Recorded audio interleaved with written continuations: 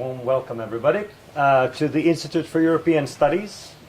We are hosting our Autumn 2013 lecture series, already the session number 8 in our series, and indeed great to see many of you and many of you back in this series.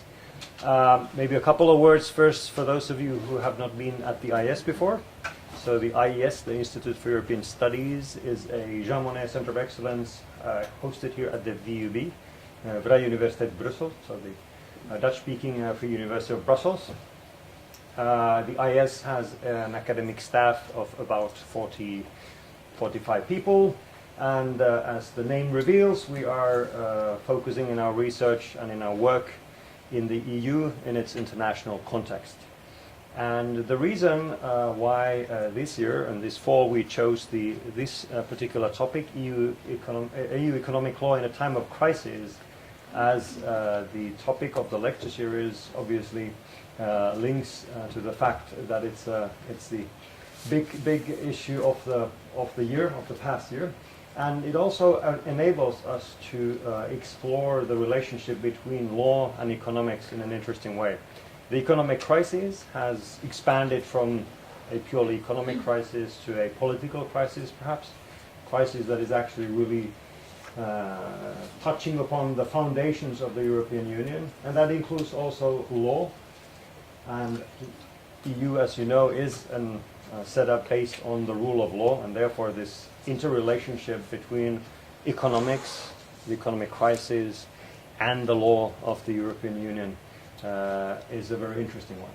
We've been exploring the relationship, how the economic crisis is actually affecting EU economic law in different areas of law. We started very broadly with economic policy, and then we've been focusing and zooming at different specific areas of economic law: internal market, competition, public procurement. Last week we were discussing taxation. Not so much how to constrain spending in a time of crisis, but more how do we get more money into the system in a time of crisis.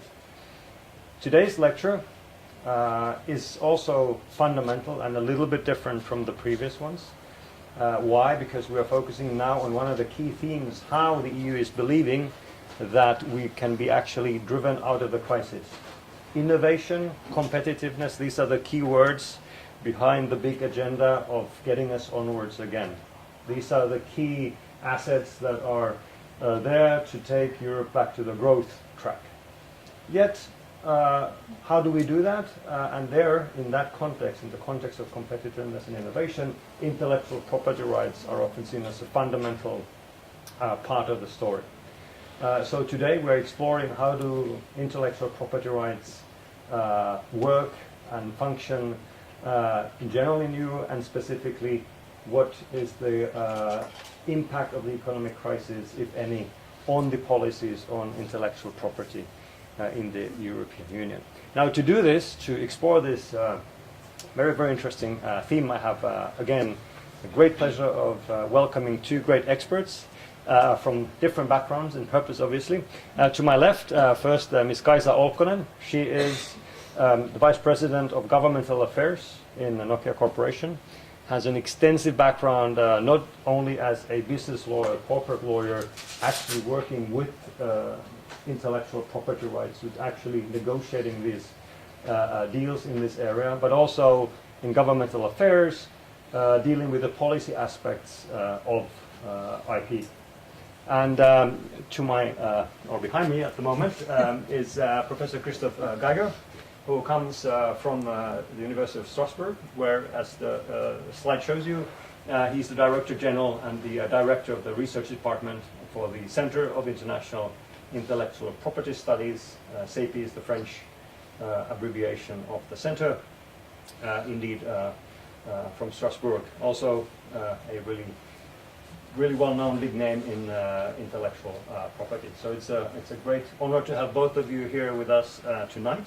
And the order today and tonight is such that Professor Geiger will start and give us an overview from his perspective, as the title reveals. Where is it coming from, the intellectual property right, and where is it heading? And after his presentation, then Kaisa will give a corporate overview, corporate angle, corporate critique perhaps of the EU's policies, at least a critical outlook of the developments. All of these should take about an hour, 20 minutes maximum, so that we also allow you to have your questions answered by the two experts here. So we should have about half an hour at least time for questions and answers, so you can already start taking notes, preparing tricky questions for our two speakers. So once again, warm welcome, and Christophe, the floor is yours. Thank you, Professor Calimo. It's a big pleasure and honor to be here today. When I got the invitation and the title of the session, does IP promote competition, or is it mainly protecting vested interest? I really thought for quite some while how I should, draft this presentation, and I'm not sure if I can answer this question tonight, actually, because one of the main reasons might be that the European legislator did not sit down one day and started to design the ideal IP world, how it would be in an ideal sense. So basically I thought maybe I let you judge, and I decided to tell you a little bit where we're coming from. How did European IP emerge, and where is it heading? And you might then form your own opinion, and it will be completed by what we'll hear in the next presentation. So basically, one thing is sure, that is that IP matters. That's one thing I'm quite certain of. And it matters in terms of economic impact, and it's not me then that is saying this, or any vested interest or lobby groups. It's mainly economists, and I give you a couple of figures that have been published very recently in a study by the European Patent Office and the OHIM. And it basically says that because we are very poor in natural resources, we don't have gas, we don't have oil in Europe, and because we are currently facing a huge economic crisis, we should look at the economic activity and the revenues. And this study, which is actually very recent, tell us that IPR intensive industry, I mean industries that have a connection with IP, are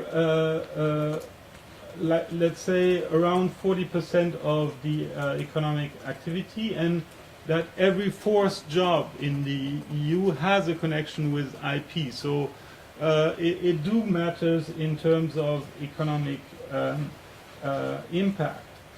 And it also matters not only from an economic point of view. If you look at the strategic documents from the European Commission, then you can read basically that IP, intellectual property, is there to save Europe from drowning, basically. Because I give you a quote based on a strategic document, actually the first strategic document that was produced by the European Commission, that is actually only 2 years ago, which shows that it took quite some time for the Commission to have a kind of overview and to really think this through. And it tells us that basically IP needs to solve food security, climate change, demographic change, improving the health of citizens. It also needs to play an essential role in cultural diversity. So you see, basically, IP is the solution for every problem that we have here in the European Union. I was mentioning just a couple of seconds ago that basically we have the first strategic document in 2011.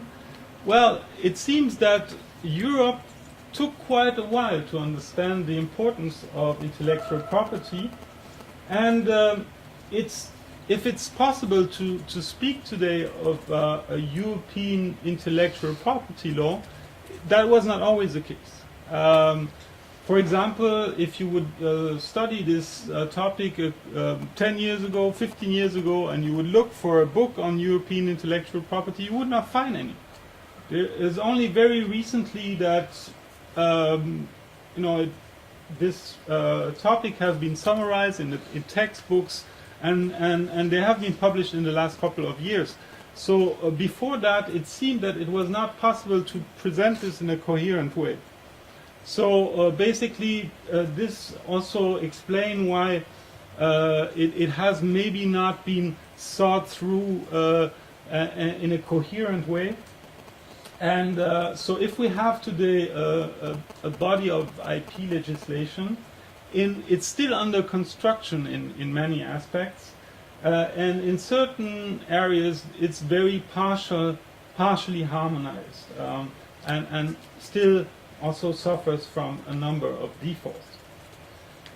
One other thing that you might be aware of course, is the more, there's a kind of very strange paradox here, the more IP is becoming important, the more IP matters in the economy, the more it is contested.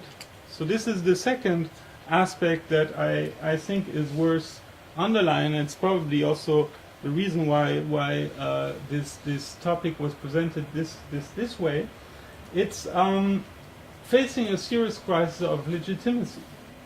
It is perceived by many as being protecting too much, overprotecting, and especially in the copyright field, it's often perceived intellectual property as being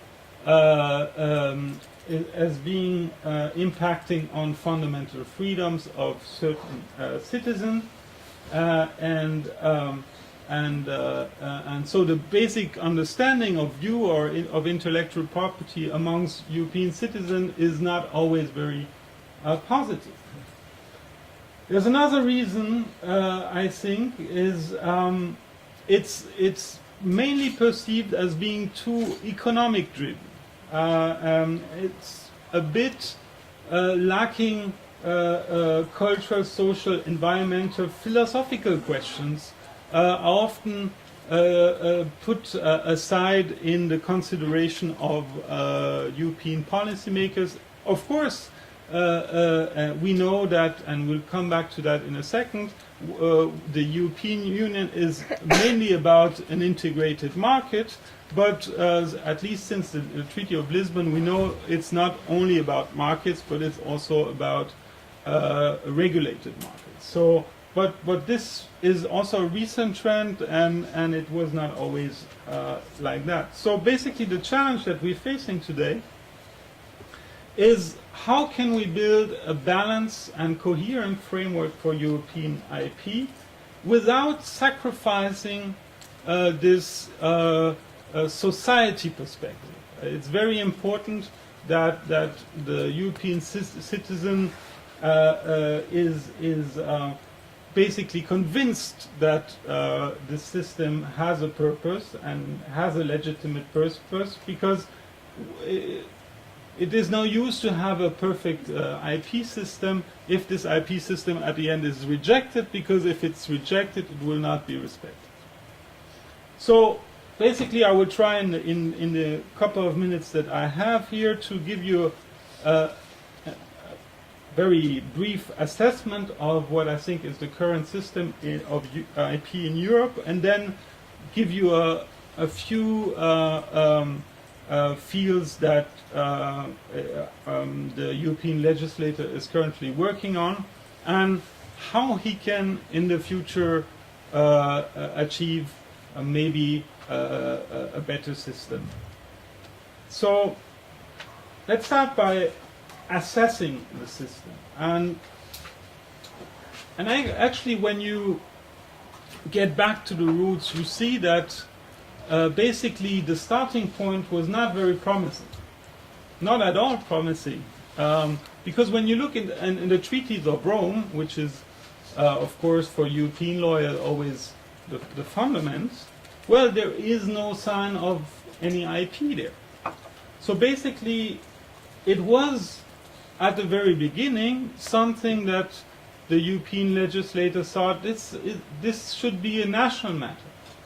Intellectual property rights were thought as being national, territorial by nature, and not even it was not mentioned in the treaties, but you had some provision in the treaties that seem even hostile to any kind of harmonization. For example, there is an article that says that the treaty shall in no way prejudice the rules in member states governing the system of property. So basically, even it seems that the treaties were not also cautious, but even hostile. So basically, that's the reason that the entire European IP system has been basically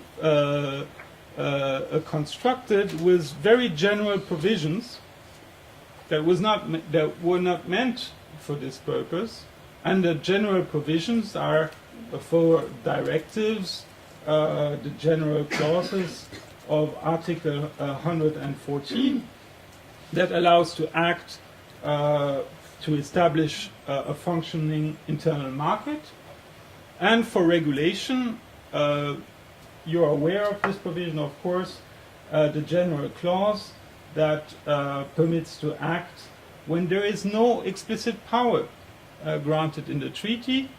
And of course, the founding fathers were very cautious, because if there is no explicit power, you need unanimous decision in the Council, which explains that every sensitive piece of legislation could not pass, because you need unanimous decision. And that's why it was not possible, for example, to pass regulation on patent law. And we'll come back to that later on. So we had some action. We had an ambitious action sometimes by the European legislator, but not always coherent, because it was not really mandated to act coherently. So when I'm saying that there has been an ambitious action, well, we see that today we do have European IP law, we have European-wide IP rights, such as community trademarks, community designs, community plant variety protection, and also community geographical indications. And we have a lot of different directives that were passed to harmonize the different national legislation. But still, the construction has not been very coherent. And that has many, many reasons. Three of these reasons is, well, what I would say is the predominant economic focus of EU IP legislation, which is normal because it had to act in the framework of the internal market. Second reason might be a certain legislative activism of the European Commission. It has acted ambitiously, sometimes over-ambitiously. And another reason is maybe the unclear contour of IP rights that resulted from a very rich body of case law of the Court of Justice, which is not always very easy to understand. So first, I mentioned that already. The EU can only act if it has its a competence, and so it had to act in the light of the functioning of the internal market. But what about philosophical implication, cultural implication of IP legislation. We know that copyright is not only about protecting the copyright industry, it's also about access to culture, it's also about access to information. Patent law, especially when a patent protects a living organism, you have very important ethical questions that are posed here, with trademarks in some circumstances also. So it felt like, and because of the mandate, the EU IP policies focus more on the protectionist aspects of IP and not enough on the society aspects of IP, the access, which is always very linked. No, access and protection is always linked. And when you looked at the different recitals of the different directives, you can see a sign of this rhetoric, of this perspective. It says that we need a rigorous system of IP protection. And I could quote a lot of these recitals. It was mainly presented in a way that we need IP protection, and the more we have, the better it is. That's the rational understanding that was presented, at least in the different recitals for a while. And I think that even the European legislators for many years thought it was the right track. The second aspect is we have a lot of initiatives, but didn't we prefer quantity over quality? What I'm meaning by this is all these different initiatives were not always backed by impact assessment. They were not always backed by independent economic studies. And so the need for action has not always been very established. I give you two examples which I think are striking. In the 1996, the European database industry went to the Commission and said, we need a database right urgently. If we don't have this IP right, Europe will not be able to produce any databases. And basically, so database right was established in 1996. It was supposed to boost databases in Europe.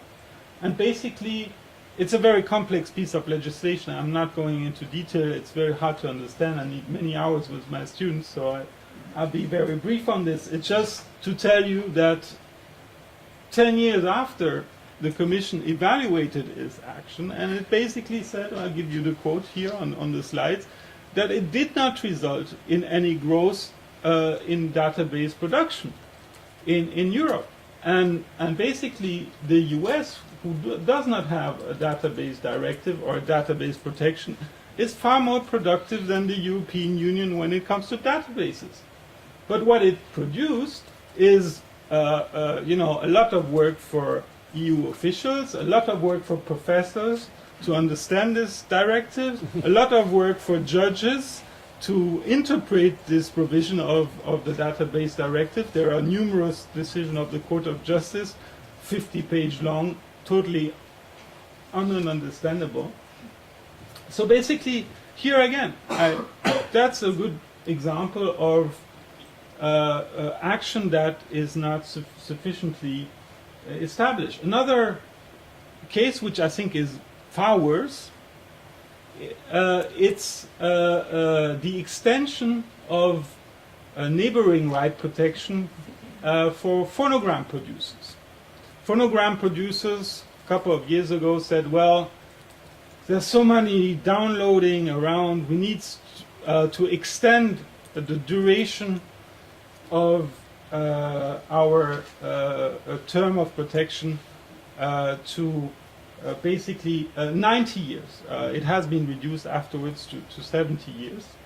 And And so there has been a lot of studies made, basically by economists, saying basically if you extend the duration of a term of protection, what I need to say also is that phonogram producers have already all the copyright of authors attributed, so it's a new right on top for them, for the phonograph producers. And the rights they have from authors are 70 years after the death of the author, so it's already very long. So on top of this comes this right, and they asked the economist, and the economist said, well, basically, if you extend the right from 50 years to 70 years, there will not be a single record that will be produced more. If you extend this, the record industry will have more revenues, sure, but this will not have an incentive. It's just a kind of, economists call it rent seeking or something. So basically the economists said, no, don't do it. And they still did it. So basically, here again, you don't understand the rationale. The rationale is, of course, we want to help a certain industry that suffers, but does it serve the entire society? Of course, I'll let you judge. The second question is, we have legislation, but do we have balanced legislation? And here again, I think some errors have been made. In the early 2000s, a directive was passed to adapt copyright to the digital environment. But what the European legislator has done, he basically adapted the economic rights and adapted it to the digital environment. But he forgot to adapt also the exception limitations, private copy, quotation, exception for research purposes. Of course, there are some provision in the directive, but they are optional. So you don't have any harmonization. Harmonization on the protection was granted. Harmonization on the access side failed.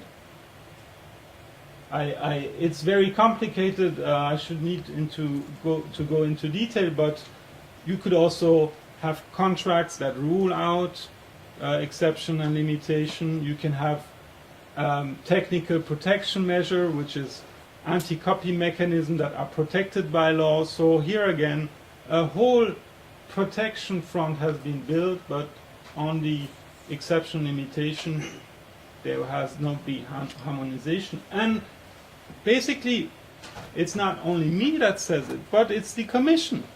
In a reflection document, actually a leaked document, because it's not an official document, you can see that the Commission thinks that this situation is not a state of affair that should persist in a truly integrated market.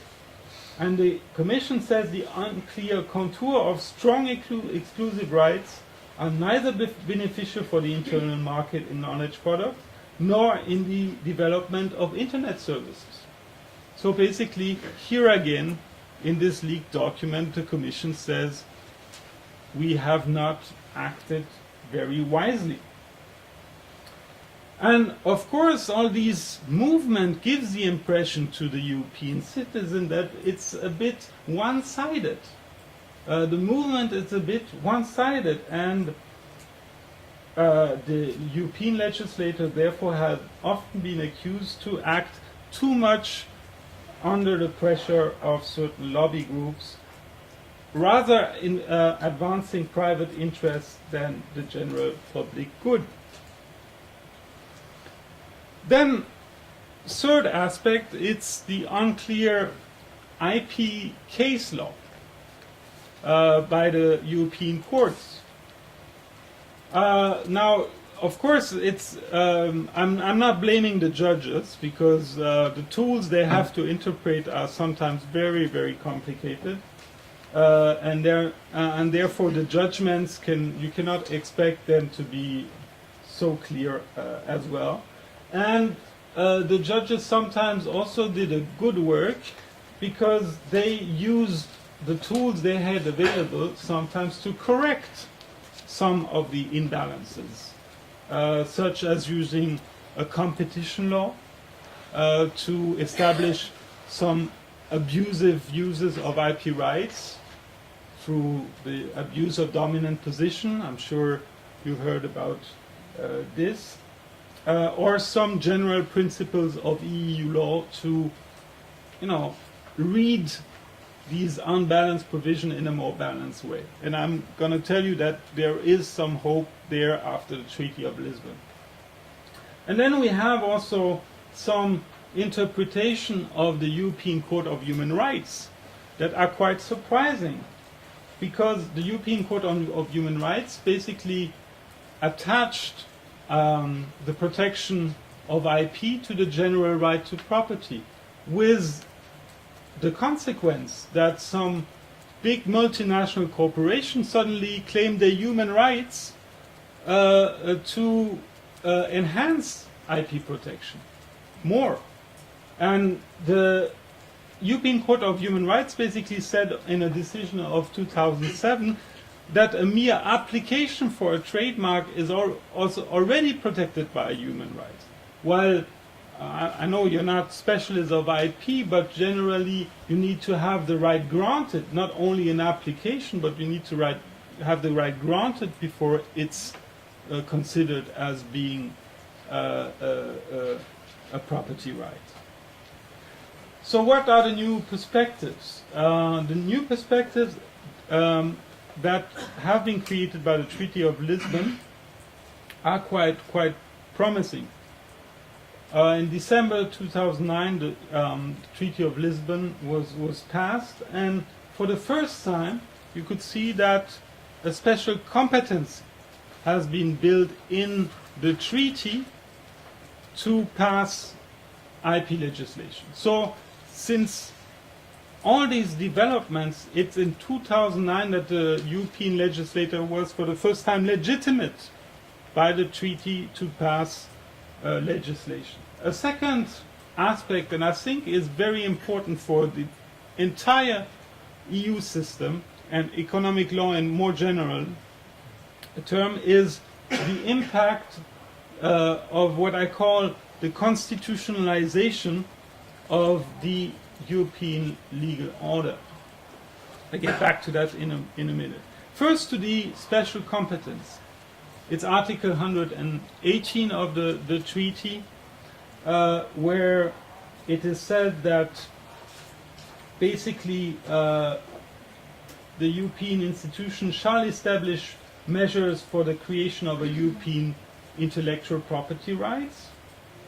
So first, legitimacy, very important in a European context.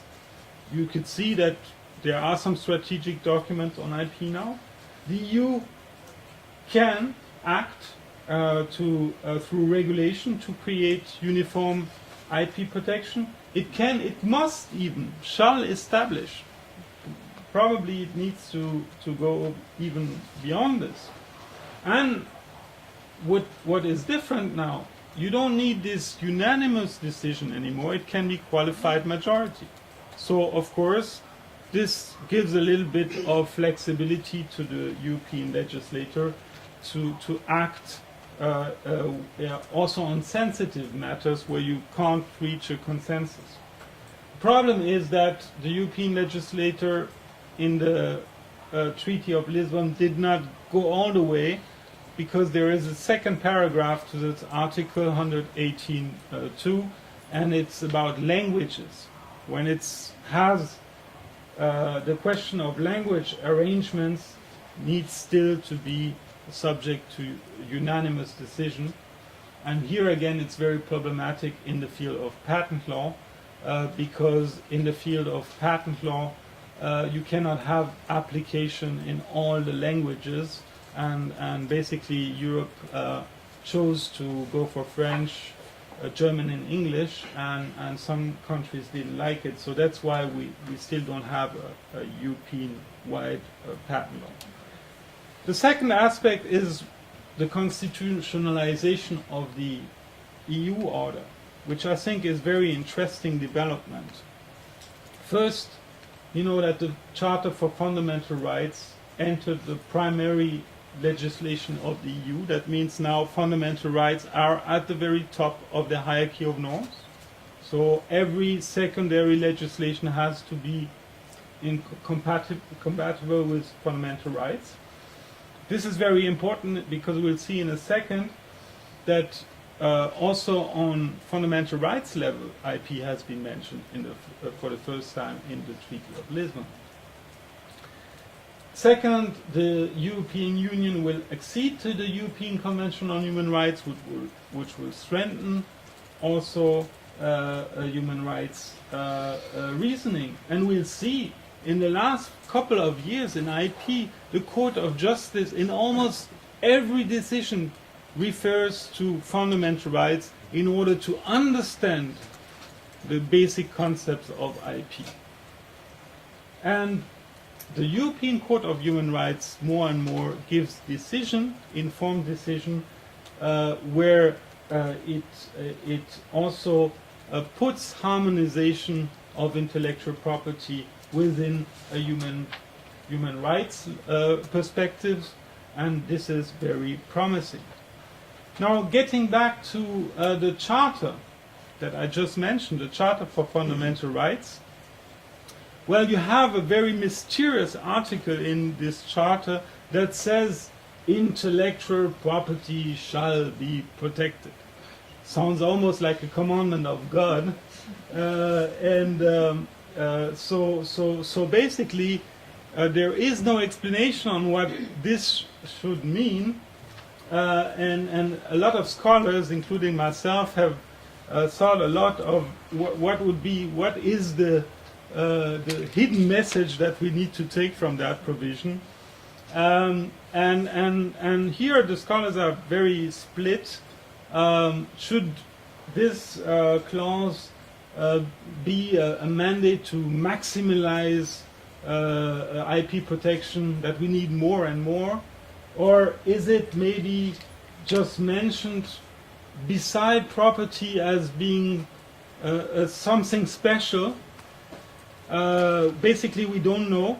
But what we know is that in the travaux préparatoires of the Charter, basically the founding fathers thought that, well, paragraph 1, which applies to property, also applies to Article 17.2, which means that the specificity of property protection needs to apply. And I'll tell you why it is important in a second.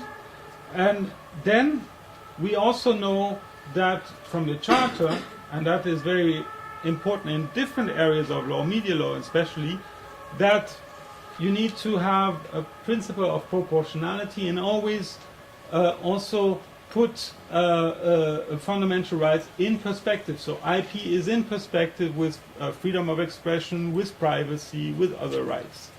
And you have a provision that hinders the abuse of rights, also in the Charter. So why it's important that the balances of property might apply, like when you look into the European Convention on Human Rights, then you see that basically it is important that the legislator, when he drafts property legislation, takes also into account the general interest. So it's basically in the mandate of the European Convention on Human Rights that property is designed according to the general interest, which is also very important.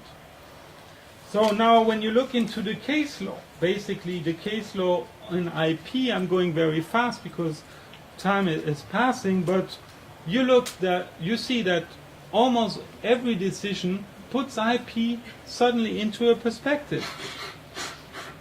The decision for Musicae, Scarlet Extended, etc., it is clearly specified that IPR are not absolute rights and must be balanced against other fundamental rights, that they need to be interpreted in the light of certain basic values of the European IP system and the European system more general, such as freedom of expression, and it always needs to be looked into the perspective of the general interest.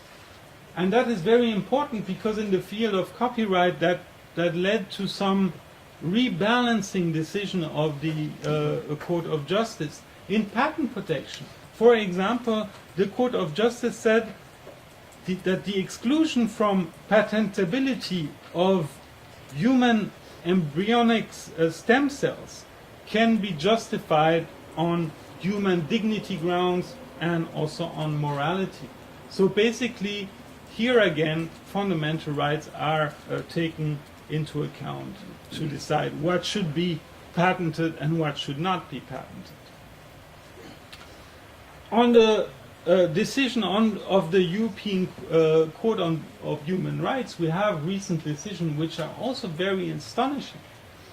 Based on freedom of expression, there was a decision in the Pirate Bay case. You know, the Pirate Bay is this platform where you can download music for free. And basically, what the European Court of Human Rights says basically that file sharing of music can be protected by freedom of expression. And then it says, well, but freedom of expression can be limited also by some other values such as property, etc. But the interesting perspective, it does not start from the IP right and looks into what are maybe the possibilities to use IP rights. It starts from the principle of freedom. There is a freedom of expression to do certain things, and this freedom can be legitimately restricted. So it just inverted this perspective. It's not the IP which is the principle and some limitation the exceptions, but the other way around. Which is also very interesting is that certain national constitutional courts, they do not recently rely simply on property, but started to rely on freedom of arts and science to protect intellectual property rights. And that is, I think, a very interesting development, because that means that IP are looked into a functional way. The function is to have freedom of art and science. We need more science, we need more art, and then we might need more IP. But not as an end in itself. IP needs to fulfill a certain function. So, what are the fields and tools for action in the future? Well, I think that the Treaty of Lisbon can induce major changes in IP policy. I think it mandates first the establishment of a truly European IP law in numerous fields, and it also creates some tools towards this objective. Now I'm getting very fast here now because I'm already over time.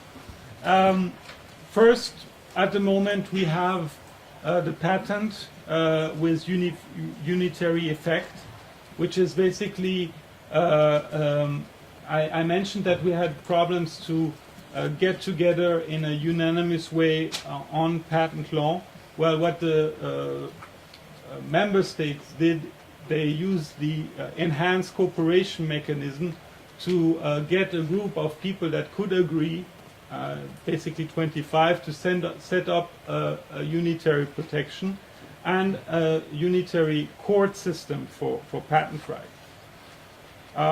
Skipping this, we might start to think, and this is very promising, even if it was utopia in a couple of years ago, now to think about what would be a truly unified copyright system for the entire European Union. Not a French, a Belgian, a German copyright, but a truly unified copyright system.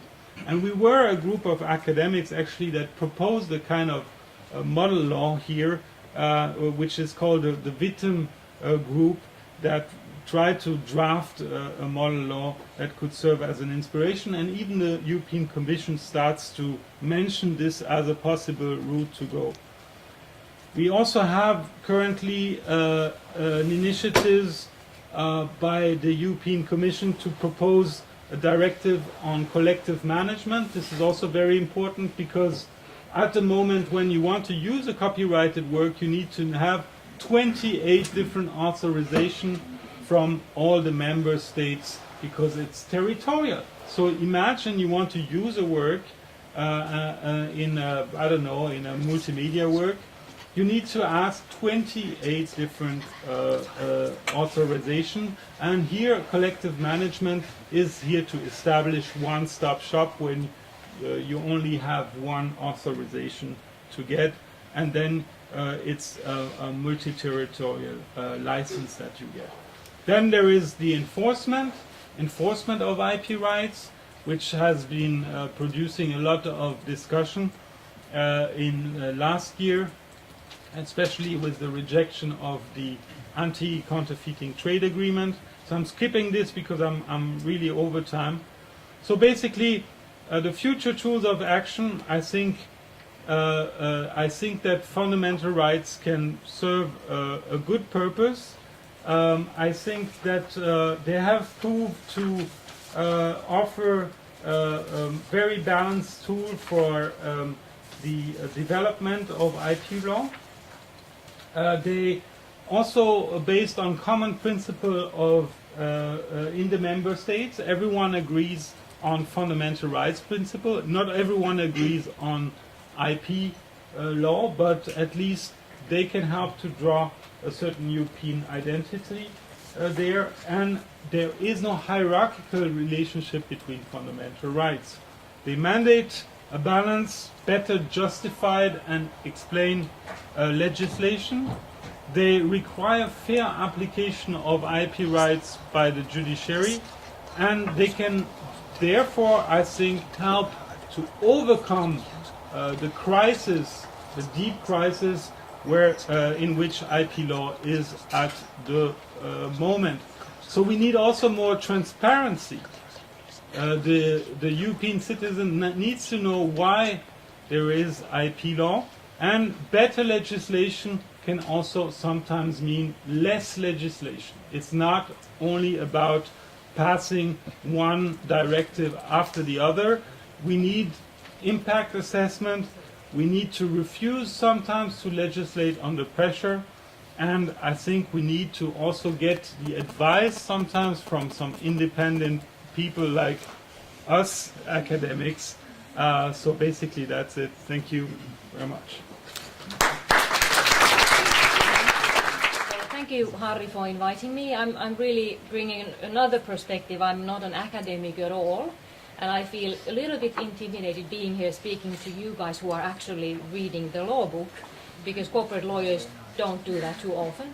So I've been working as a lawyer for more than 20 years, and for the last 3 years in Nokia as a government relations person, really focused on the policy side of IPR, and before that for 13 years as a corporate lawyer dealing with licensing issues. First for our R&D functions, which was of course a lot of patent-related stuff and collaboration agreements where patents were part of the discussion, and then after that for our internet services business, which was for a couple of years more or less all about music licensing in Europe and elsewhere in the world as well. Today I will talk about 3 kind of cases. The first one is regarding patents and the discussion that's ongoing quite hot today in the EU regarding the standard essential patents. Then I will talk about copyright licensing, especially linking to our music activities, and then I will talk about copyright levies, which I think is the topic Nokia has been known for at least for 10 years. At least I've been dealing with that issue for more than 10 years. So three topics there. I will be quite quick so that we will have plenty of time for discussion. So if I'm somehow too quick or something, I don't mind if you interrupt me even during the presentation. So the outline, like I said, 3 topics. And the title might be a little bit provocative. So, the game of European innovation versus American implementation, and I will explain to you what that means. Nokia has a very strong patent portfolio. We have 10,000 patent families, and here you have some statistics regarding on what kind of fields we have those patents. Of course, a lot of patents around the telecommunication standards, as you see, cellular connectivity, but other areas as well, like the non-cellular interfaces, Wi-Fi and NFC and so on and so forth. So we are a very strong patent holder in the world. How we got to this position, this is of course an extremely valuable asset. How did we get there? It doesn't come for free, of course. So here you see our investment in the activities that led to us owning those patent families. We have invested 50 billion euros over years for R&D and research that led to us building that patent portfolio we have. So it's a huge, sizable investment over years. And you also see that we have kind of reached the level of asset we want to reach. We are not growing it anymore. 10,000 patent families is good enough. It's so much that for any company managing that asset is already a good task. So we are not growing it. We let patents be sold to other parties. We don't renew them and so on, so that we keep the level fairly stable in that 10,000 families. But 50 billion euro investment over years. And now the SEP, the Standard Essential Patents discussion in the EU, is starting from various US companies claiming that the telecom patents and the use of them is a major concern and distorts competition and stops market access or hampers market access and therefore reduces competition. Of course, if you look at what's been happening in the industry, you see that the evidence is suggesting something totally different. Unfortunately, my company is an example of that. So strong competitors entered the market, Apple and Samsung with their Google technology, that Nokia is basically out of the game, and we sold our devices business to Microsoft. So clearly the patent portfolio we own, which is extremely strong and valuable, didn't stop competition coming in and actually pushing us out. So that argument is absolutely in practice proven wrong at the moment. What is a much, or should be a much bigger concern, is the free riding. And in our case, the example is that 40% of the world's mobile phones, not in Europe, but the world's mobile phones, are unlicensed to our standard essential patents. So 40%, close to half. So we have a huge number of companies that are benefiting from our 50 billion euro investment without paying a penny. And then, of course, on the other hand, we also have all those other companies that are actually paying for the licenses. So even if we are out of the picture, in the marketplace there's no level playing field when other people are paying and other people are not. So let's say the law-abiding companies suffer from the competitiveness point of view when others are not paying. The right to get an injunction lies at the heart of this discussion. The question is that, can a patent holder like us block sales with the standard essential patents or not? So can, for example, Apple sales be banned if it doesn't pay? Of course, it has been widely published that we have a deal with Apple, so we are not claiming that Apple would not be paying. At least we have an agreement with them, like we published a couple of years ago. But that's an example. Can somebody block another company from selling their devices based on these standard essential patents? The real issue there is actually the definition of a willing licensee. Everybody agrees that injunctions should be available against unwilling licensees, companies who just refuse to pay and don't even in good faith negotiate.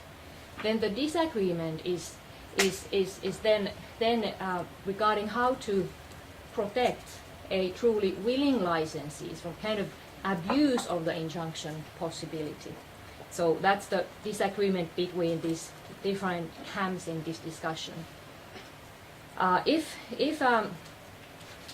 this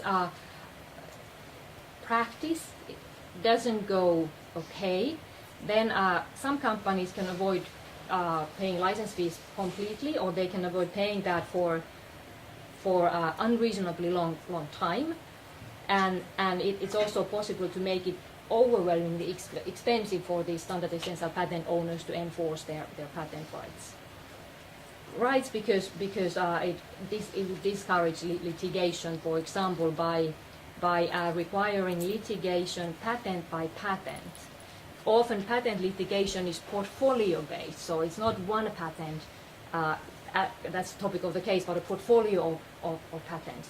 But in this discussion, some players say that it should always go patent by patent, so we have 10,000 patent families, so we would have a few litigations if we wanted to defend all of those.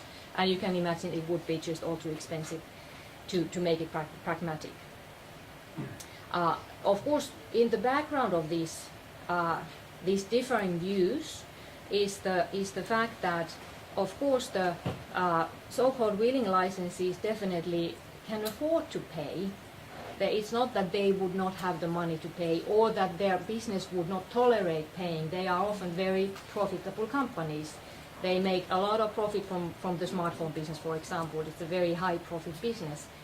But they are actually playing this ecosystem game. They are building.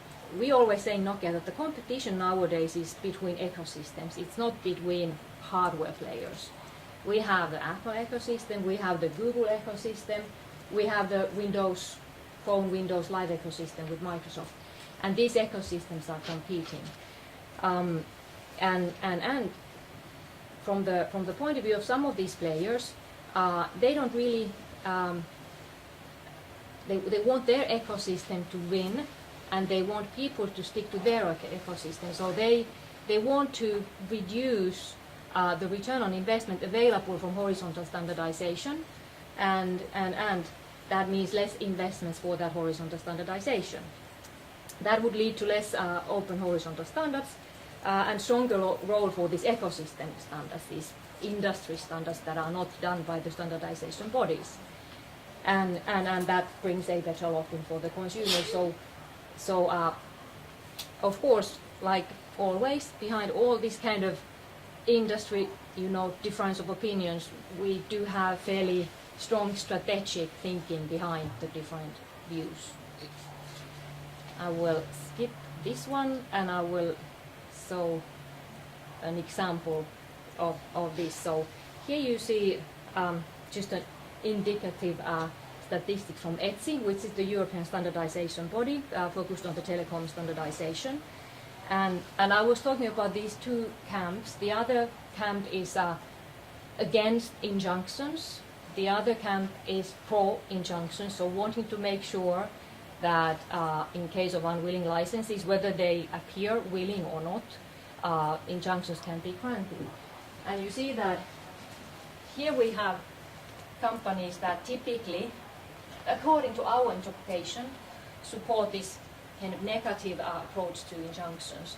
And here we have the camp that supports a so-called balanced approach to injunctions. So approach according to which injunction can always be granted against an unwilling licensee, and that unwilling licensee could try to disguise him or herself as a willing licensee, but certain factors will tell that it's actually an unwilling licensee. And here you see the number of the patent declarations of these camps. So you see that the size of the asset here is this size, 410. The size of the asset here is more than 6,000. So clearly it's logical for this camp to try to dilute the value of IP, because honestly they are weaker in this fight, in this competition. It's in their interest to be able to benefit from the investment these guys have made to the patents, like ourselves with our 50 billion investment. Okay, this is what I wanted to say about the patent stuff. Clearly, financial economic interests play a huge role here. Then we can discuss what's fair. And you can imagine that we think that it's fair for every company who invests in R&D and research, and for maintaining patents, it's fair that there will be a return on that investment, and free riding is not okay.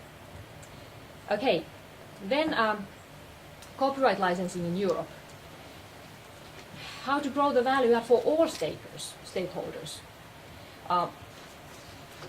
We talk about protecting vested interest, and in the copyright fight, of course, we see that a lot. And actually, from a company's point of view that's trying to get content to be used by people, that's trying to make content available for users, we fail to see why certain players, especially on the collecting society side, think that their vested interest today is bigger than what they could achieve in the future if they use all the opportunities that the digitization brings to them. So we don't quite understand why they are happy with smaller return than they would be able to achieve if they release the systems and were working more actively towards getting the content available for people.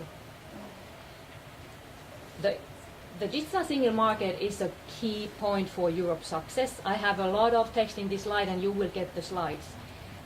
We think that without completing the digital single market, Europe will just keep on losing to the other regions, inevitably. And there's a lot of research regarding that. The very traditional one is the study by Copenhagen Economics and EPC, the European Policy Center, that says that the EU GDP could grow by at least 4% by 2020 if we had the digital single market, 500 billion euros, 1,000 euros for each of our pocket. So a lot of money if we just got the digital single market done. And again, in the interest of time, I will let you read all the points from the slides afterwards. Some statistics, this is a little bit old information already, but some statistics really support this on the music field. So here you see a comparison. We have EU population, GDP, digital music market, digital percentage of the recorded music market, EU numbers and the US numbers. And you see that the EU population is 162% of the US population. The GDP is 115% of the US GDP.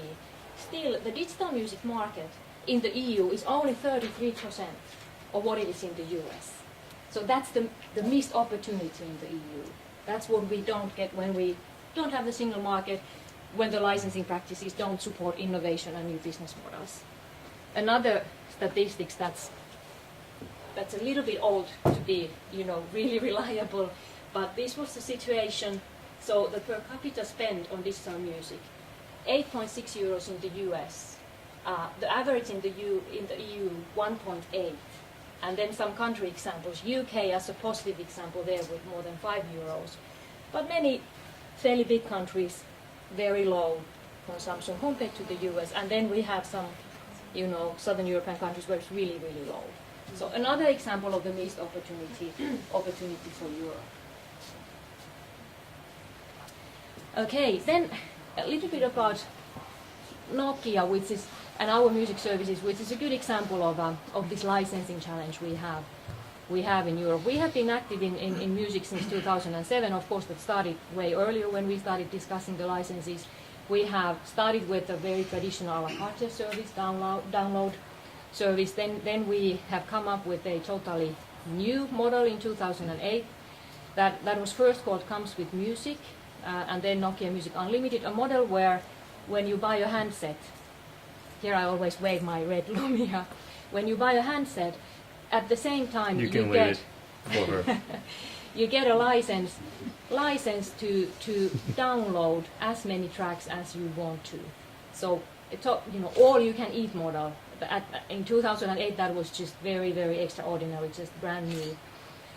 And then we have moved to streaming services 2011, and now just recently launched a new version of the streaming-based service called Nokia Music Plus.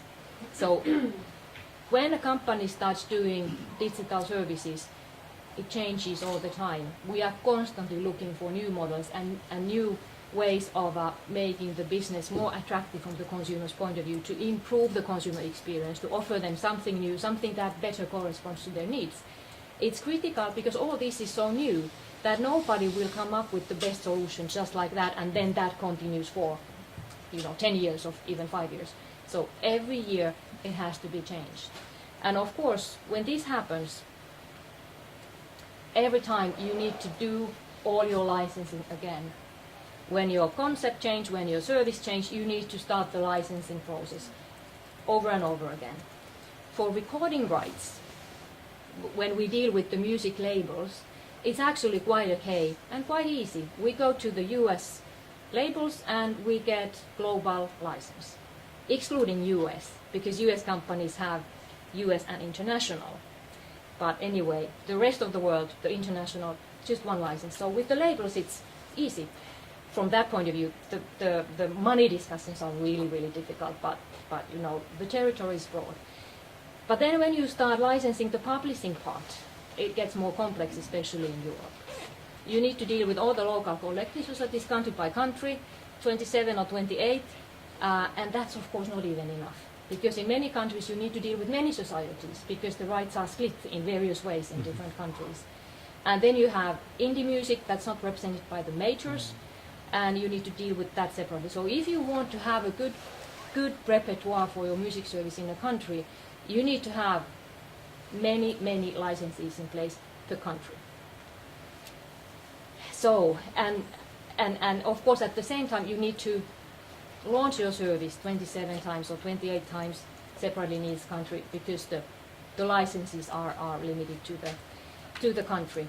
And we think that this kind of brings this home territory disadvantage to European service providers, to European innovation, to European companies who want to innovate on new digital services, license them quickly, you know, fail fast, license, try, if it doesn't work, change it, but then you need to license again and all that.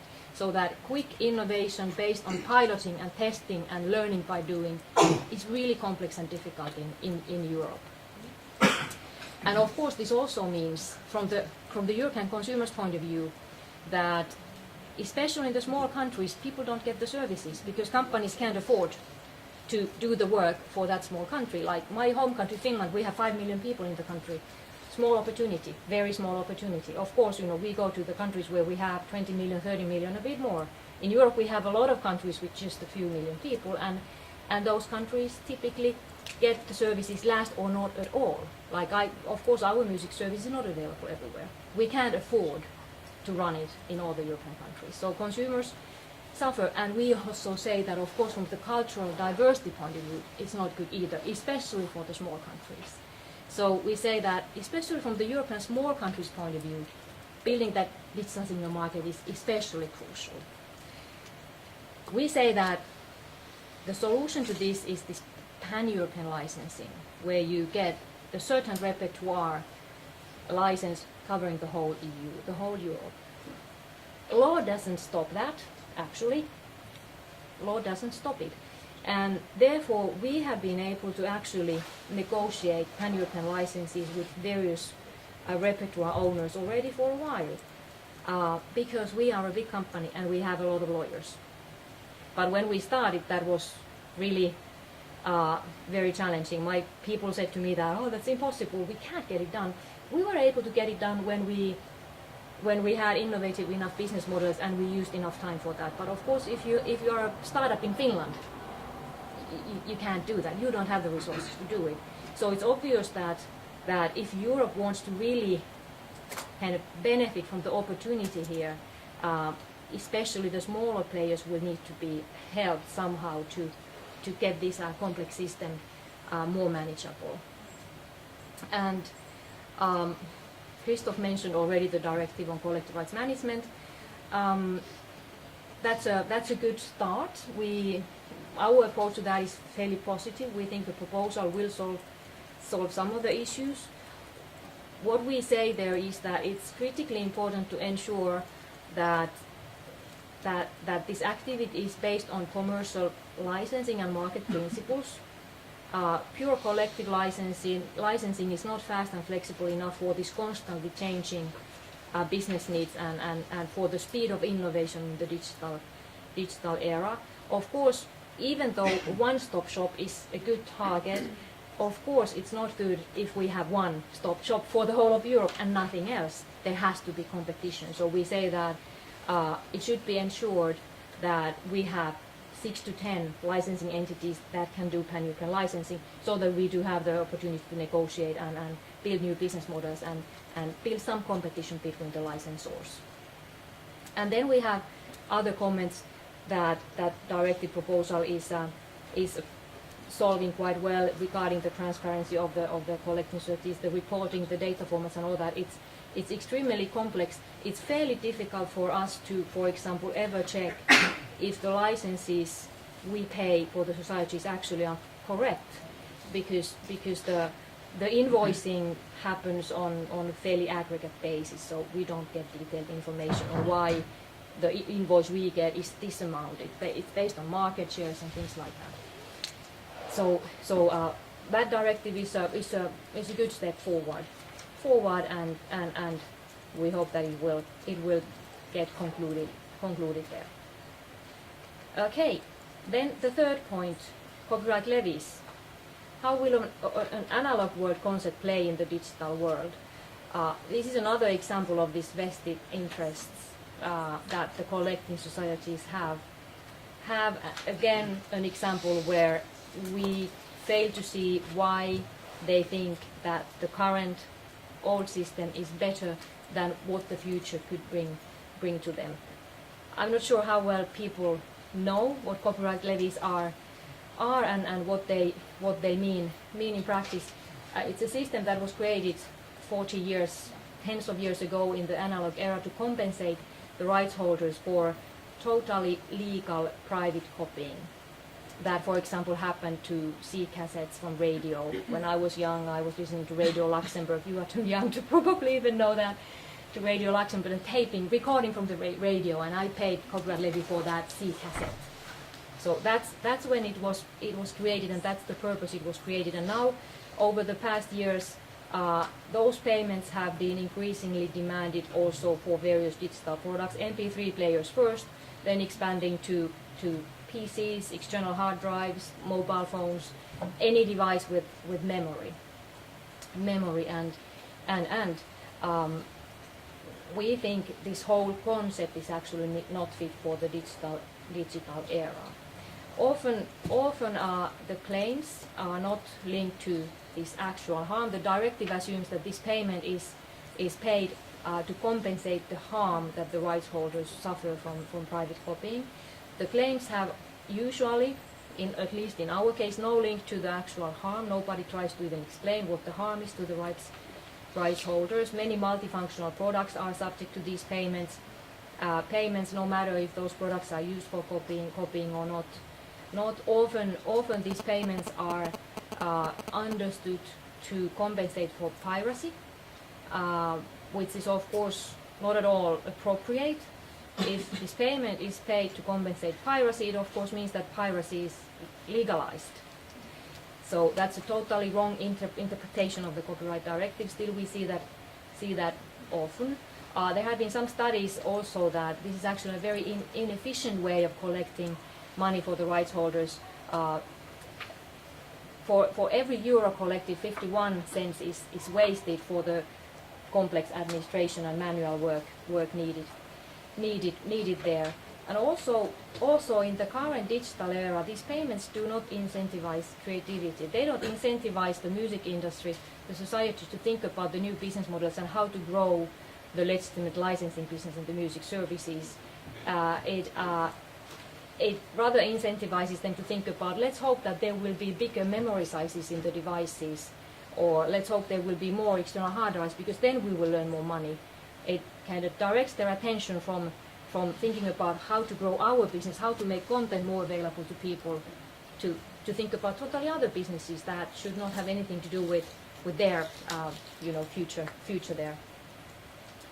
It's also, we call it double dipping, so the consumers actually end up paying twice. Like in our concert music example, we had paid a license for more or less all the music in the world. Nokia had paid the license. They acquired the device. They got the right to use all that music that had been paid for. Still, they had to pay an additional fee as a copyright levy. So clearly paying twice. Not making sense from the consumer's point of view. We also have some concerns regarding the fact that this is so closely linked to the memory size. So of course normally, like in every business, the price of the components go down when the volumes grow, and end users benefit because then the prices of the devices go down. But this additional payment based on the memory size is the bigger the memory, the bigger the price. That increases the cost of the memory, and either people pay more or they get devices with smaller memories, which is not the consumer's benefit at all. The administration is really expensive. Country by country, different rules, often requiring very, very detailed information that's not in a company's systems automatically. So a lot of manual work for all the companies that are dealing or distributing these kind of devices with memory. We have said that people's fridges start having memories, so wonder when those have to be paying a copyright levy. And also cars have memories, and if in some countries this payment is a percentage of the price of the device. So if the device is a Mercedes, the levy might be quite big. So many things in this whole system that just don't make sense. A lot of legal uncertainty. Nokia is litigating about levies in every country where we have claims. That's more than 10 countries in Europe at the moment. We have chosen the strategy that we litigate. We don't pay because we don't think these claims are legally grounded. So we litigate. But it also means that from the risk management point of view, of course, we, for example, have to consider the features in the devices. We have to sometimes think that, okay, the risk of the levy is so high and the cost of that is so high that we can offer this functionality to the end user. So that's a negative thing as well. Because of the legal uncertainty, end users may end up having less features, worse devices as well. EU has been working on this for a while. There was a mediator appointed, Vitorino, ex-commissioner from Portugal, that gave a report where he analyzed the current issues. He concluded that there are many issues in the current system, and he also recommended that the Commission should be looking into the future and considering how to amend the system to be fit for the digital era, and we warmly support many of his recommendations. I put to the slides also a couple of studies on the broader impact of copyright levies. There are links, you can go and check that. The Oxera study was interesting in the sense that their conclusion was, and I have to say that Nokia was partially, financing the study, so that you know the background. I'm a very, ethical person. You need to know that. But their conclusion was that if levies were abolished, the music market, the digital music market, would grow and benefit all the players, and the music industry itself, that's wanting to, stick to the copyright levies, would also get more money actually. So they would benefit more of abolishing levies than maintaining the levies. So that's why I say that we fail to see why they are protecting this vested interest. Our recommendation is the current levy system should be replaced with fair compensation alternatives. This all links to the changes that have happened in the world since I was listening to the Radio Luxembourg. We have the digital services, and the digital services, whether it's downloading or streaming, they enable commercial licensing, because they enable us to know how much the music has been used, how many have been downloaded, how many streams there have been and all that. So commercial licensing is possible. In those Radio Luxembourg days, it was not possible because nobody could know how many tracks I listened to from Radio Luxembourg. Now it's possible. So commercial licensing can replace levies, and everybody will get, in our belief, actually, better income, more money there. And then, of course, levies are also used for the purpose of, in many countries, for supporting the local culture. So part of the levies are paid to the rights holders, part is used for subsidies to local culture, which is a good and of course very important target. The cultural diversity is important, and we need to support that in the EU. So we say that of course, especially for this part, and in some countries also for the whole levy income, other ways could be used as well. In Spain and in Norway, levies were abolished and replaced by state budget. So the amount was put into the state budget, so people are paying that indirectly through normal taxes. That's one option. There are other options as well. In some countries there are radio and television license payments. In some countries dedicated lotteries have been used in order to finance certain type of activities. I think this was in the UK for some other purpose. could be a state fund, could be even an EU fund. So there are other ways that are more fit to the current situation, especially for the parts that are used for supporting local culture. But all in all, licensing in the digital era enables the rights holders to get a compensation for their content, and levies in that sense, for that purpose, are not needed. I think I will stop here because I'm 5 minutes past my time. Very good. Excellent. So there is...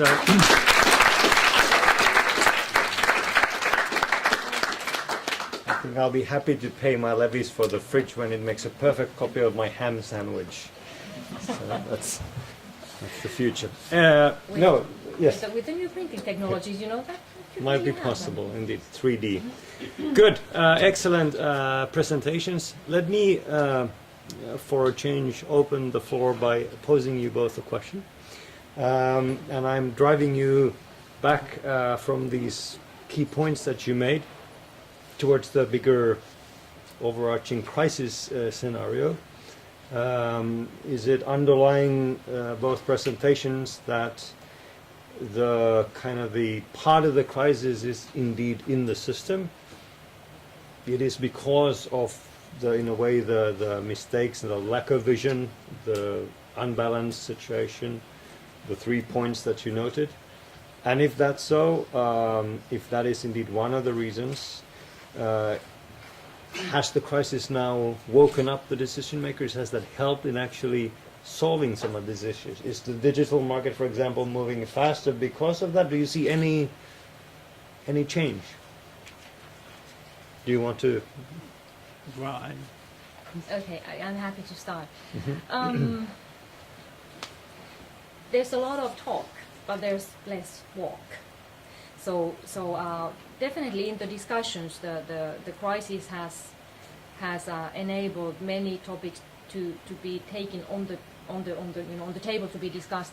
Which is very positive, but at least from our point of view, we don't see enough decisive action to actually, help these things out. We have too many. I liked, Christophe, when you said that better legislation can also be less legislation. That's definitely true.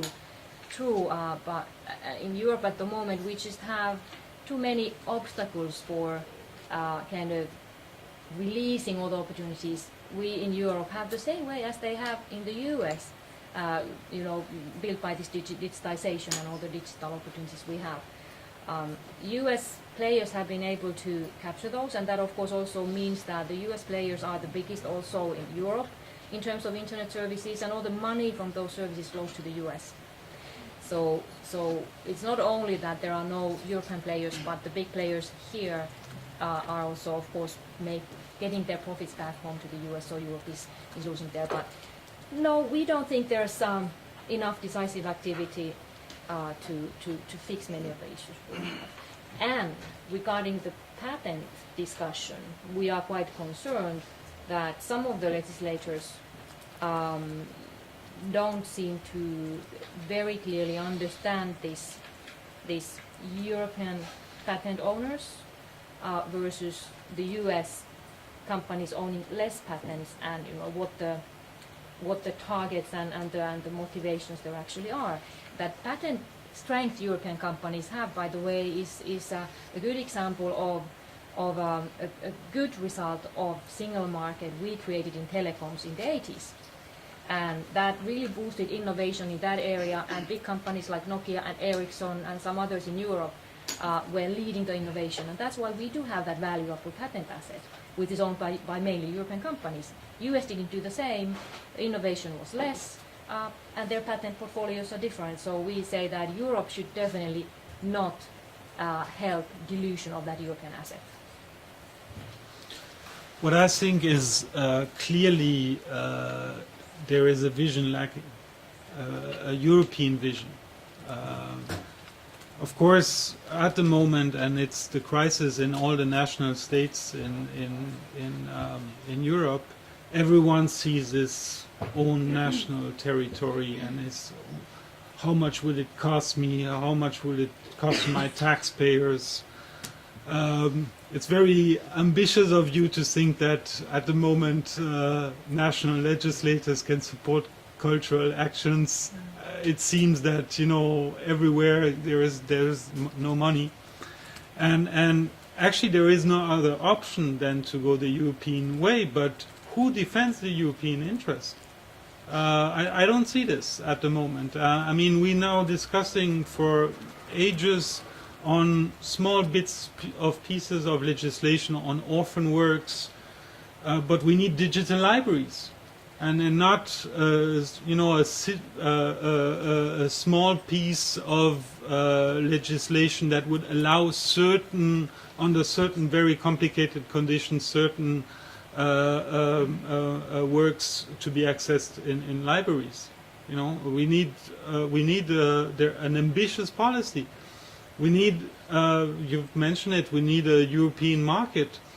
I think we should not spend so much time to discuss details of collective management organizations, directives with exceptions and etc. What we should think big. I was mentioning we need a European-wide copyright. One title, and get rid of all the national titles. You would have the single market in one place. I mean, it's a revolution, but of course every single country has its own tradition, its lobbies, its collecting societies, its right holders, and etc. So everyone is trying to, in a time of crisis, to defend very heavily its interests, and it's normal. But we need a European legislator that has a vision and acts, and I don't see this at the moment. The Commission has taken some actions, but the Member States are not helping them at all. So if the Commission takes an action and sometimes they don't take enough, or the actions may not be quite correct, but the crisis has led to the Member States being extremely defensive and extremely conservative, and of course we know the whole EU negativeness that's spreading. So the Member States have as much to do in here than the Commission. It's not only the Commission that could do more. Yeah, it's probably something that we need to reflect in a much broader sense, and how to get to the next level at the European Union in terms of economic law in general. I mean, IP is just a tiny piece of this. But it's true, in the previous lectures on public procurement, I mean, it's the natural reaction in Europe. It seems that you withdraw, you defend, you don't see the opportunity and open up when you actually would need to do that. Very good. But let's now engage the audience. So let's have a question. There is one there and the second one on the back. Actually, I have two questions. The first one for the professor. On the European patent, we went through the review of Lisbon and the new articles. What's the role of the European Parliament as regards patents? Not only the inherent patent, which is more or less on its way already, but on other legislation, so IPRs, IP valorization, IP aggregation, or other pieces of legislation are patent related. As there is few actually interest of several committees that are involved in the patent work, but it's quite limited. And the question for Mrs. Olkkonen, actually, it's on the International Telecommunications Union discussions. You showed one slide which was about injunctions, and I guess that's related to the discussions last month. From your slide, you showed that there were more actually companies that were in favor of a balanced approach. I guess that means separation of injunctions and having a card or arbitration procedure for setting the royalty rates in front disputes. And on the other hand would be the companies that at the same would like also to apply all questions of validity or essentiality also through arbitration. And you said that you see rather that the balance approach which in the future would be applied, but the last talks didn't conclude with any results. How do you see this for the future, for the next month, and as well what's the role of the European Commission and of the US in these talks on the safe harbor? Let's take the second question, and then I could actually ask someone in the back. You could open maybe the door, if you can, and this door as well. You get a bit of oxygen into the room. If that door is open, you could maybe just open that as well. Thank you very much. Let's go to the back first, and then let's take Daniel as the third question. I am actually representing the music industry. Thanks a lot, Christophe, for the lecture, and Kaisa as well. I'm representing IPR, International Federation of Phonographic Industry, which has more than 1,000 members. So we represent the record companies, record producers. And I think on this occasion, I'm not going to present how much the industry did in the last years to improve the situation and how much change or how many changes were brought actually in the past 2 years by the industry. Otherwise, I would take a lot of time. It might be also another lecture on this. I have a very general, let's say, question maybe to Christophe, because he mentioned also the study by him and PPO at the beginning. And just 2 days ago, the same him published another study on the perception of IP rights for EU citizens. And there are very interesting numbers in that study, and I would like to quote some of them. First of all, the study says that 96% of EU citizens agree that it is very important to remunerate all the artists, performers, producers, and so on. So basically, the citizens that are saying, all right, we would like to see that the creative people are being remunerated.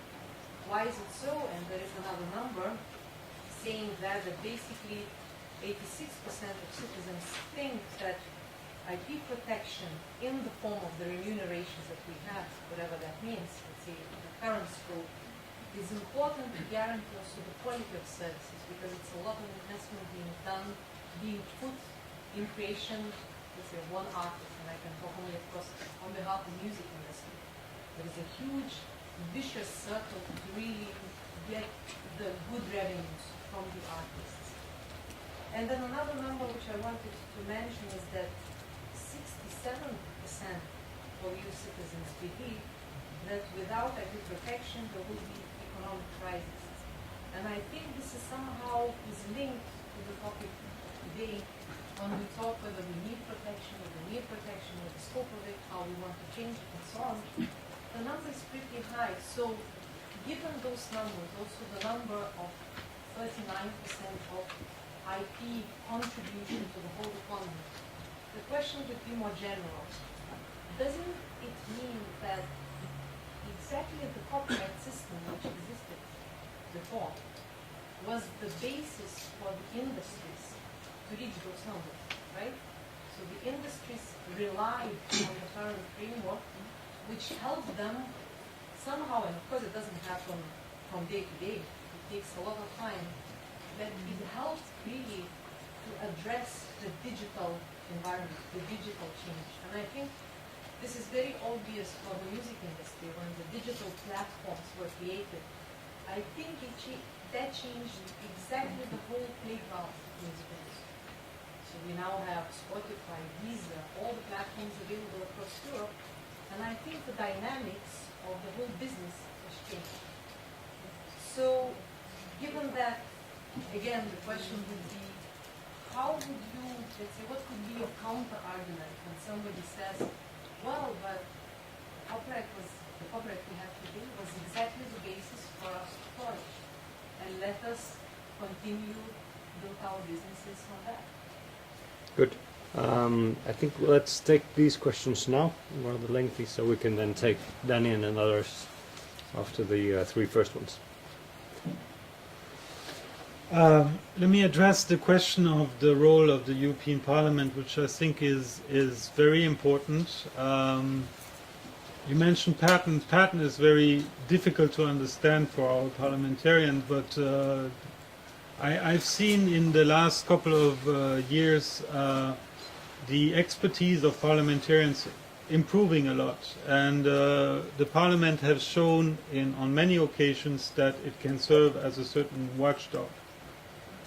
Because they reflect, and actually our institute has been doing a study 3 years ago showing that the European Parliament has a view, a certain policy when it comes to IP, and it's more reflecting certain society interests that we have in Europe than the Commission does. The Commission obviously is far less in contact with a certain number of people than the parliamentarians, and probably does not get as much IP critics in their offices as parliamentarians here in their daily work. So there is a certain line of thinking, and I think it's a good counterbalance actually to a certain to the Commission that is more economic interest, industry interest focus, and so actually for me it served a couple of times, and I think the debates on, for example, the directive proposal on patentability of software, the Anti-Counterfeiting Trade Agreement, the directive proposal on criminal enforcement, all these pieces of legislation that were not sufficiently explained. The advantages were not sufficiently clear for the European citizen, and the European Parliament said, well, we need to think more about it. And I think this is a good thing. And, well, to the second question, I'm not sure that we can interpret the figures by saying that the copyright system had performed very well in the past, and that's why we have that results. I think, and your presentation have very well shown that we have to fix a lot of deficiencies to get to the next level, and I'm very satisfied that at least the results does not seem as bad as, by the way, right holders have claimed it in the past years.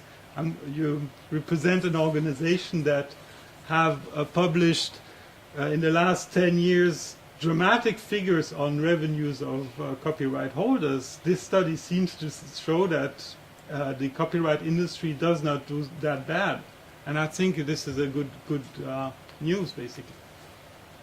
Okay, then the ITU question, the same discussion, of course, has been ongoing in ETSI as well, and we will continue, of course, as part of a coalition of other like-minded companies that do support that balanced approach to this injunction question. We will continue pushing that and trying to ensure that the system will remain as functional as it is today. We actually think that we don't have any major issues in the patent system currently. In any competitive business field there will be litigation, so the fact that there are patent litigations is not an issue. That's normal. There probably should be, because it's a competitive field of business. We do hope that, for example, the Commission, and of course the same for the US legislators, that they before taking any strong views on these issues, they properly understand first the motivations of various players, and then the implications of their statements and principles they may establish in their statements. So we hope that any stance they take is intelligent and wise. then a comment regarding the copyright system. I think there's a clear analogy actually to this patent thing. Of course, whoever puts investment in creating something has to be able to get that compensation if that creation is utilized by others. And so I would not think that the existence of copyright protection is an issue as such. Like I said, actually with the players who IFPI is representing, the system works and we are able to build new business models and we are able to proceed and progress and have innovation and new models. It's more the other side of the licensing system that's just too complex. So it has to be simplified.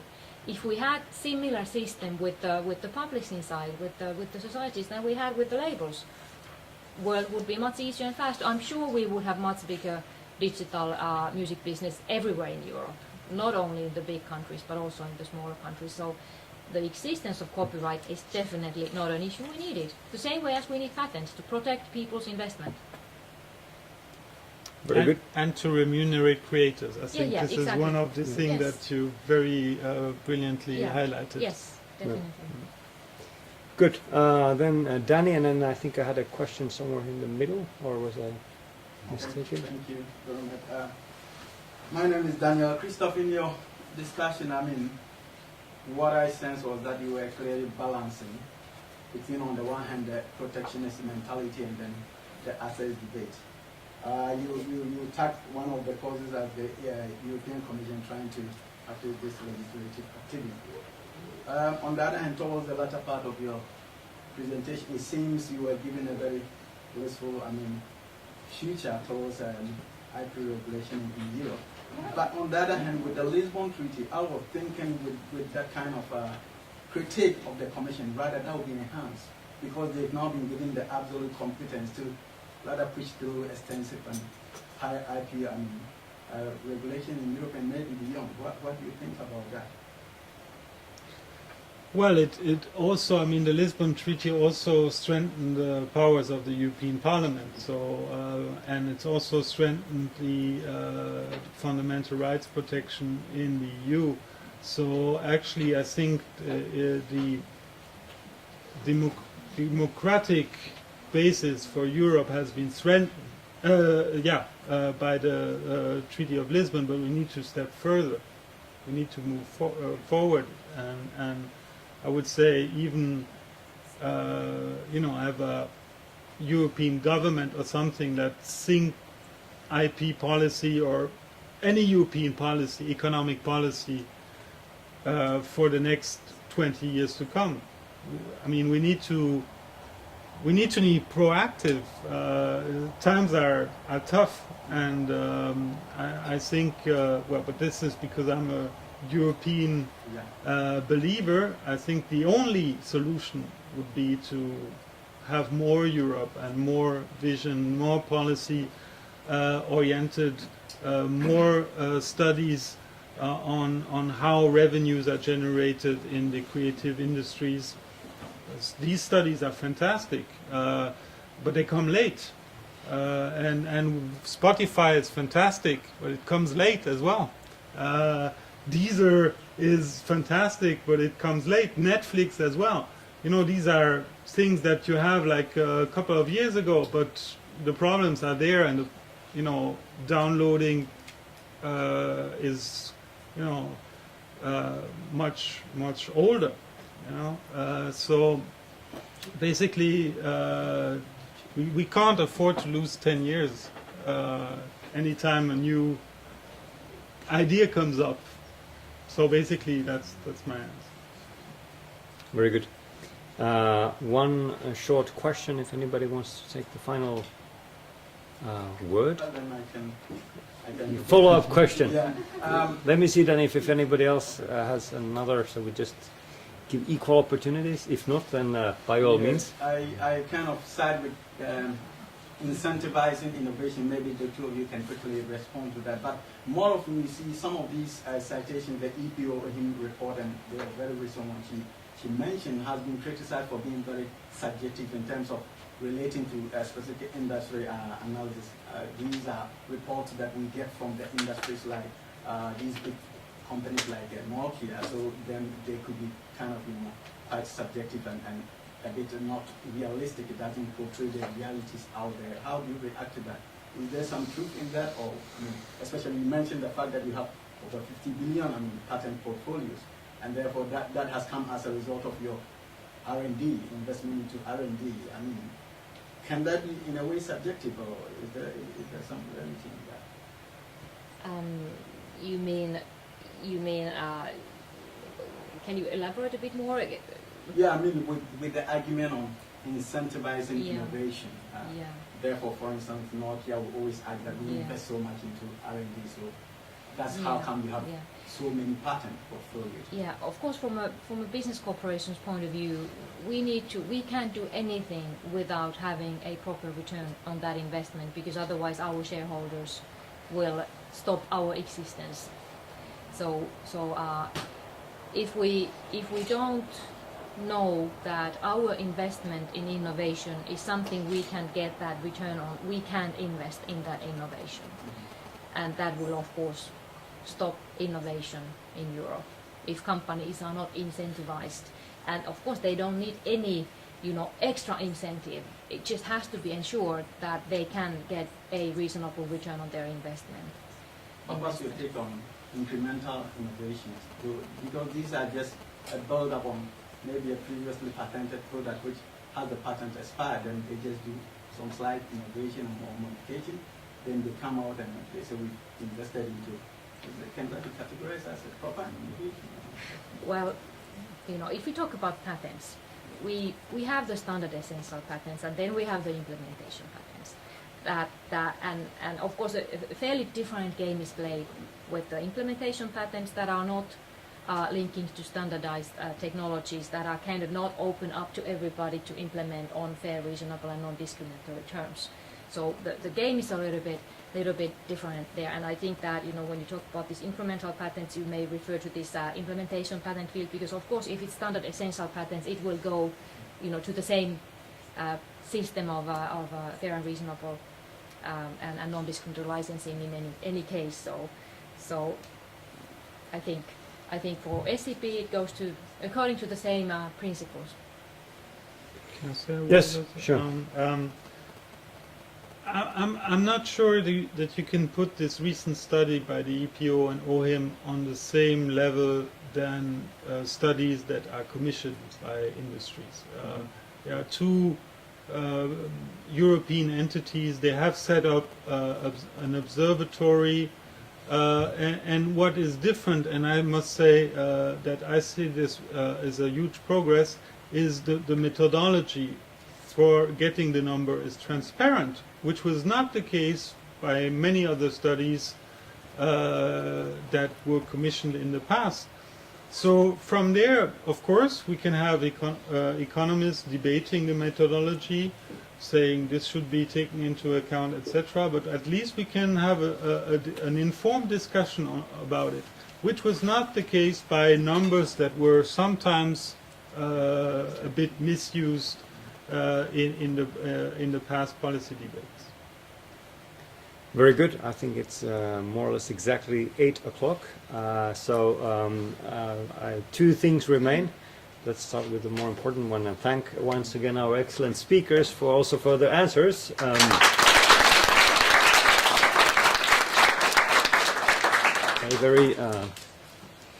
Very insightful visions, and hopefully helps Europe moving forward and out of the crisis. To put that last claim into a bit of a bigger context, I would then, as the final thing, invite you all here on the Thursday of the 12th of December. We have the final session of this series. That's a lunchtime session. It's not in the evening, but it's a lunchtime session. And we are finalizing with also very, very interesting speakers. We have the Vice President of the European Union Court of Justice, so Koen Leenaerts will be here. He's also a professor of law, a very, very knowledgeable person, of course, a very, very insightful gentleman. And we are also taking a broader international look by having also with us Professor Bill Kovacic. He is the former president of the US FTC, and also professor in the George Washington University in the US. So we can also a little bit put this European crisis economic law debate in a bigger picture of looking into all the fields together and in a comparative way, looking into the US in the discussion. So the 12th of December, lunchtime, here at the IS. So thank you once more for coming, and welcome in 2 weeks' time.